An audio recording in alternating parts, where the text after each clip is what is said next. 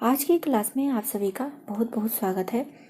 आइए देखते हैं प्रैक्टिस सेट जो आपका आधारित है हिंदी साहित्य का दूसरा इतिहास बच्चन सिंह से। आइए देखते हैं पहला क्वेश्चन।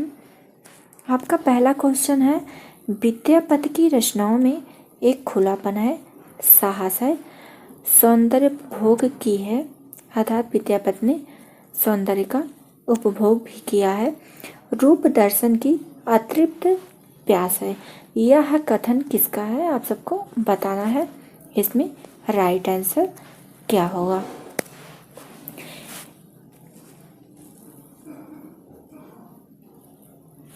इसमें आपका राइट आंसर हो जाता है बच्चन सिंह। आप लोग अपने नोटबुक में नोट करते चलिए इन सारे महत्वपूर्ण कथनों और प्रश्नों को। आपके जो गलत हो रहे हैं प्रश्न उनको भी आप अपने नोटबुक में नोट करते चलिए। ये सारे क्वेश्चन मैंने बहुत ही महत्वपूर्ण रखे हैं। इन क्वेश्चनों को आप किसी साधारण प्रैक्टिस सेट में नहीं देख सकते हैं, क्योंकि मैंने मूल किताब से ही इन सारे प्रश्नों को बनाया है। आइए देखते हैं क्वेश्चन नंबर 2। खड़ी बोली हिंदी का प्रथम कवि कौन है? पहला है अमीर खुसरो, दूसरा भारतेंदु हरिश्चंद्र, तीसरा है आपका सरहापा, चौथा है पुष्य दंत। इसमें बताना है राइट आंसर क्या होगा। खड़ी बोली हिंदी का प्रथम कवि।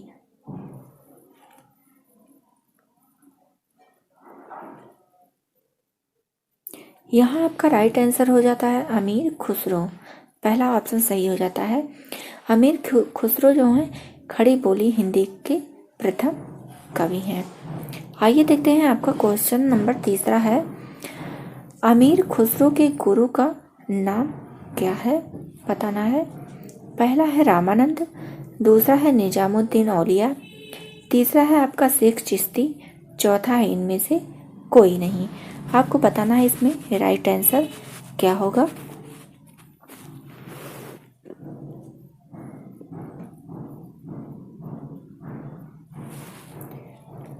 यहाँ पर आपका राइट आंसर हो जाता है ऑप्शन नंबर 2, निजामुद्दीन औलिया।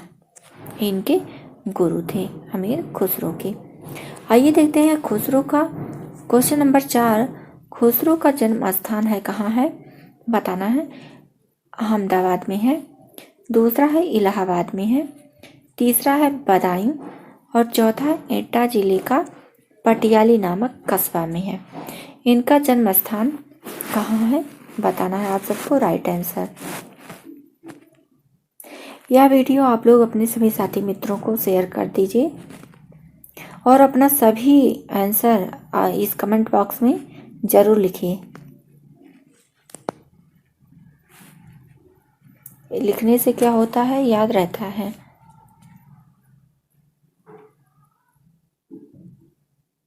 आइए देखते हैं आपका राइट आंसर यहाँ हो जाता है एटा जिले का पटियाली नामक कस्बा में इनका जन्म हुआ था। आगे देखते हैं क्वेश्चन नंबर 5 आपका है,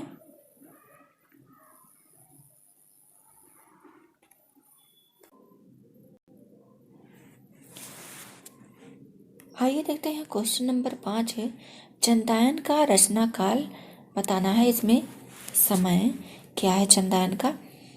पहला है 1363, दूसरा है 1379, तीसरा है 1378 और चौथा है आपका 1479। इसमें राइट आंसर बताना है क्या होगा। यहाँ पर आगे इस भी कर लीजिए।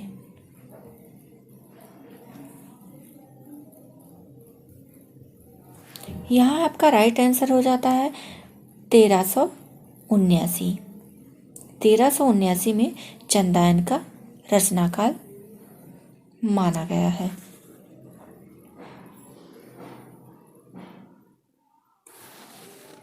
आगे देखते हैं क्वेश्चन नंबर 4। लोरिकी चनैनी और लोरिकायन के नाम से भी जाना जाता है, वह कौन सी रचना है जिसको लोरिकी चनैनी और लोरिकायन के नाम से भी जाना जाता है? बताना है आप सबको राइट आंसर क्या होगा। पहला है आपका पृथ्वीराज रासो, दूसरा है चंदायन, तीसरा है परमाल रासो और चौथा है आल्हा खंड। आप सबको बताना है राइट आंसर इसमें क्या होगा।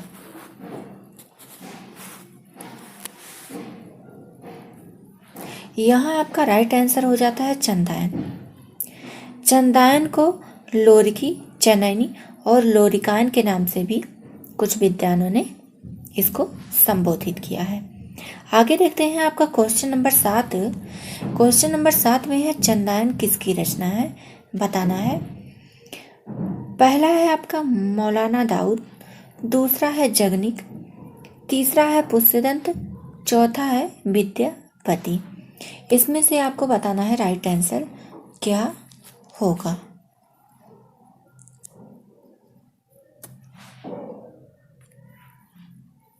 यहाँ आपका राइट आंसर हो जाता है जगनिक।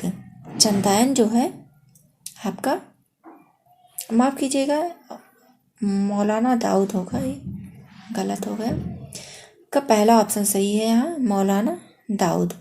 चंदायन किसकी रचना है, तो दाऊद की रचना है। आगे देखते हैं क्वेश्चन नंबर 8। मौलाना दाऊद किसके समकालीन थे। पहला है सिकंदर, दूसरा है मोहम्मद तुगलक, तीसरा है बहलोल लोदी, चौथा है अकबर। बताना इसमें दाऊद किसके समकालीन थे।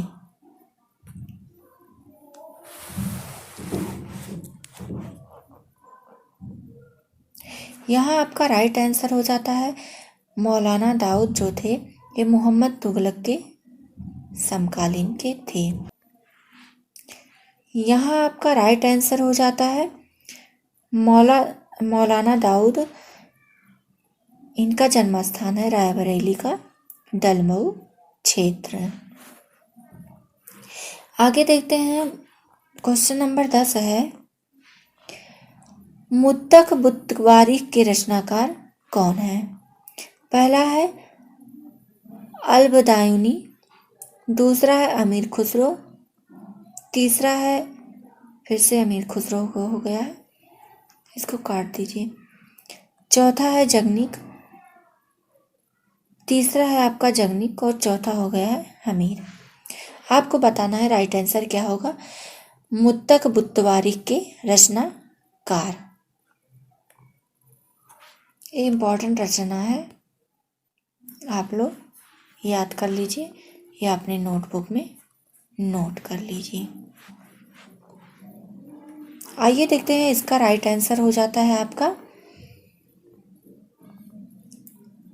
पहला ऑप्शन सही होता है यहाँ अल-बदायूनी। आगे देखते हैं क्वेश्चन नंबर 11। लोरिक चंदा पर आधारित अन्य कहानी और कहानीकार का सही मिलान करना है। अर्थात जो है लोरिक और चंदा पर आधारित अन्य कहानियाँ या अन्य रचनाएं भी लिखी गई, वे कौन कौन सी हैं, यहाँ पर सही मिलान करना है कि उसके रचनाकार और रचनाएं कौन है, बताना है। यहाँ है आपका पहला आ और बा। आ में है आपका ए गवासी, बी है दौलत काजी, सी है हामिद और डी है हजारी प्रसाद द्विवेदी। यहाँ आपका बा में हो जाता है, पहला है मैना सतवंती, दूसरा है आपका सती मैनाओ लोर चंद्राणी और इसमें आपका गा हो जाता है असमत नामा और घा हो जाता है यहाँ आपका पुनर्नवा। इसमें बताना है कौन किससे मिलता है, कौन किसकी रचनाएं हैं, सही मिलान करना है इसमें आप सबको। आइए देखते हैं इसमें क्वेश्चन नंबर 12 है चंदायन के संपादक कर्ता कौन है, बताना है। पहला है माता प्रसाद गुप्त, दूसरा है परमेश्वरी लाल गुप्त, तीसरा है आपका 1 और 2 दोनों सही है, चौथा है इनमें से कोई नहीं। इसमें बताना है आपका राइट आंसर क्या होगा। यहाँ आपका राइट आंसर हो जाता है 1 और 2 दोनों सही है। चंदायन के जो संपादक करता हैं वह माता प्रसाद गुप्त भी हैं और परमेश्वर लाल गुप्त भी हैं। इनमें लेकिन अंतर है, दोनों के संपादक जो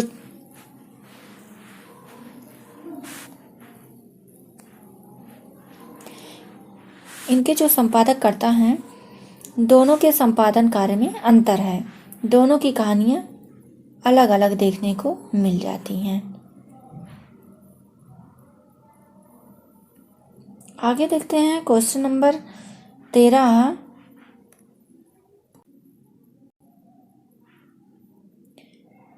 क्वेश्चन नंबर आपका 13 है, देखते हैं। चंपू काव्य है, इसमें से बताना है कौन सा है। पहला है पद्मावत, दूसरा है चंदायन, तीसरा है राउल बेल और चौथा है आपका जाति विलास। इसमें बताना है चंपू काव्य कौन सी रचना है।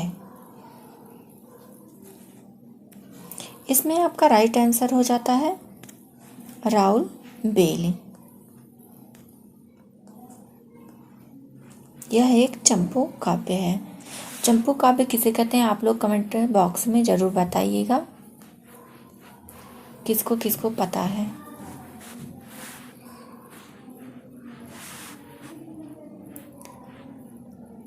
जो चंपू काव्य होता है वह गद्य और पद्य दोनों में रहता है। आगे देखते हैं क्वेश्चन नंबर 14 है। अवधि का पूर्व रूप किस रचना को कहा जाता है। इसमें है पौमचर्यु, दूसरा है परमाल रासो, तीसरा है राउल बेल, चौथा है मण रत्नाकर। इसमें बताना है राइट आंसर क्या होगा।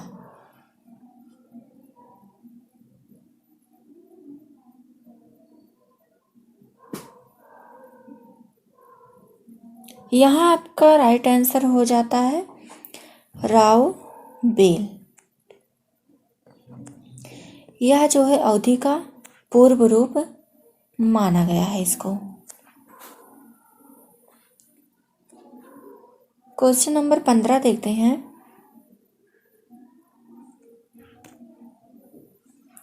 राउल बेली का समय काल कब से कब तक है।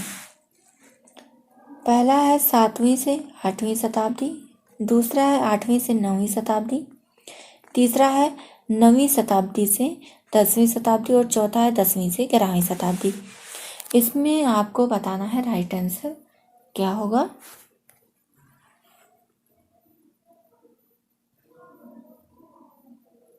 यहाँ आपका राइट आंसर हो जाता है 10वीं से 11वीं शताब्दी।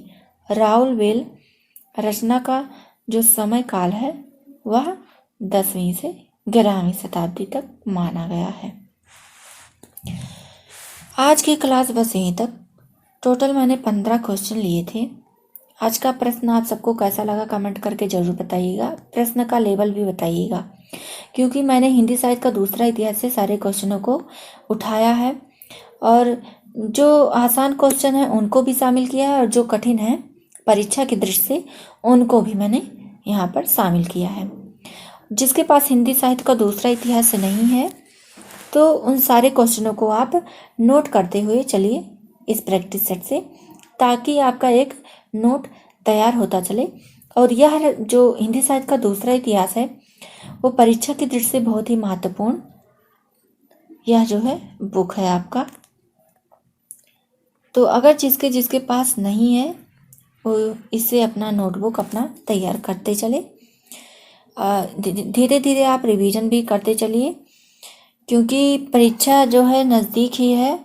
सारी परीक्षाएं लगी हुई हैं आपकी। टीजीटी की है, झारखंड का है, एमआरएस का है, तो आर्मी का भी निकला है। तो उसके लिए आप जो है महत्वपूर्ण प्रश्न इसमें दिए गए हैं प्रैक्टिस सेट में, आप उनको रिवाइज करते चलिए। और इस वीडियो को अगर आप सबको अच्छा लगता है तो आप आइए हमारे साथ जुड़िए, प्रैक्टिस सेट दीजिए। आपको कैसा लगता है। मैंने लेवल तो अच्छा ही रखने की कोशिश की है कि जिस तरह से क्वेश्चन अब बन रहे हैं मैंने जो बहुत ही महत्वपूर्ण प्रश्न हैं उनको भी शामिल किया हुआ है। आप अपने सभी साथी मित्रों को भी जोड़िए और शेयर कीजिए इस वीडियो को, वो भी इस वीडियो का लाभ उठाएं, क्योंकि सभी के पास ये पुस्तक नहीं हो सकती है। किसी के पास हो भी सकती है, किसी के पास नहीं। तो इस दृष्टि से मैंने सारे क्वेश्चनों को यहाँ पर शामिल किया है, चाहे वो आसान क्वेश्चन हो या कठिन क्वेश्चन हो। तो मैंने सबको देखते हुए इन जो है प्रैक्टिस सेट को तैयार करती हुई चल रही हूँ। आगे फिर इसी तरह से आपको 15 क्वेश्चन ही देखने को मिलेंगे और हिंदी साहित्य का दूसरा इतिहास से ही मिलेगा। जब तक आपका पूरा नोट तैयार नहीं हो जाता, जब तक आपका ये पूरा बुक ख़त्म नहीं हो जाती है, मैं इसी से जो है आप सबको प्रैक्टिस सेट कराती रहूँगी। और जो लोग जिसके पास ये बुक है वो तो पढ़ ही चुका होगा। यहाँ पर आकर प्रैक्टिस सेट अपना दे और देखे, अपना आकलन करे कि उसका कितना सही हो रहा है, कितना गलत हो रहा है। और जो भी आपके प्रश्न गलत हो रहे हैं आप उनको नोट कीजिए, उसके बाद आप उनको रिवाइज कीजिए, या फिर आप 1 बार 2 बार 3 बार वीडियो को देखेंगे तो अपने आप याद होता चलेगा। अगर आप गृहिणी हैं तो आप वीडियो को चालू कर दीजिए, खाना बनाते समय आप देख सकती हैं, ईयरफोन का यूज कर सकती हैं, सब्सक्राइब भी कर लीजिए, क्योंकि जैसे ही यह प्रैक्टिस सेट अपलोड होगा आप लोगों के पास यह वीडियो पहुंच जाएगा और ऑल नोटिफिकेशन पर आप क्लिक कीजिए, आपको तुरंत यह वीडियो मिलेगा और आप टेस्ट दीजिए और रिवीजन करते रहिए सारे बुक का। जैसे हिंदी साहित्य का दूसरा इतिहास है आपका, फिर डॉक्टर नगेंद्र का भी है, मैंने कराया है। वहाँ पर रचनाओं को मैंने सभी रचनाओं को शामिल किया है, आप वहाँ पर देख सकती हैं। मैंने लगभग जो रचनाएं हैं उसमें नई रचनाएं ही हैं। और अब जो परीक्षा का ट्रेंड चल रहा है, जिस तरह का प्रश्न पूछा जा रहा है उसमें नए प्रश्नों को ही शामिल किया जा रहा है। कुछ प्रश्न होते हैं जो पुराने होते हैं, लेकिन नए प्रश्न पुराने प्रश्न तो हमको मिल जाते हैं, जैसे प्रैक्टिस सेट वगैरह में मिल जाते हैं, लेकिन नए प्रश्न हमको नहीं मिलते हैं। और मिलते भी हैं तो वही पुराने क्वेश्चन ही जो है मिलते हैं, नए क्वेश्चन जल्दी नहीं देखने को मिलते हैं। कोई इतना नहीं है कि स्टेप बाय स्टेप एक एक क्वेश्चन कराई। तो यहाँ पर आपको ये है कि यहाँ पर एक एक क्वेश्चन आपको चाहे कठिन हो या आसान हो, सारे क्वेश्चनों को शामिल किया जा रहा है। और डॉक्टर नगेंद्र की बुक से अगर आपको जैसे कहानी विधा हुआ, विधाओं को अगर कवर करना है तो आप प्ले लिस्ट में जाकर चेक कर सकते हैं, वहाँ पर मैंने कराया हुआ है। आचार्य रामचंद्र शुक्ल का भी मैंने कराया है, वहाँ पर आप चेकआउट कर सकते हैं प्लेलिस्ट में जाकर के, और चैनल को सब्सक्राइब कर लीजिएगा। इसी तरह से आपको वीडियो मिलती रहेगी। मिलते हैं फिर अगली नई क्लास में।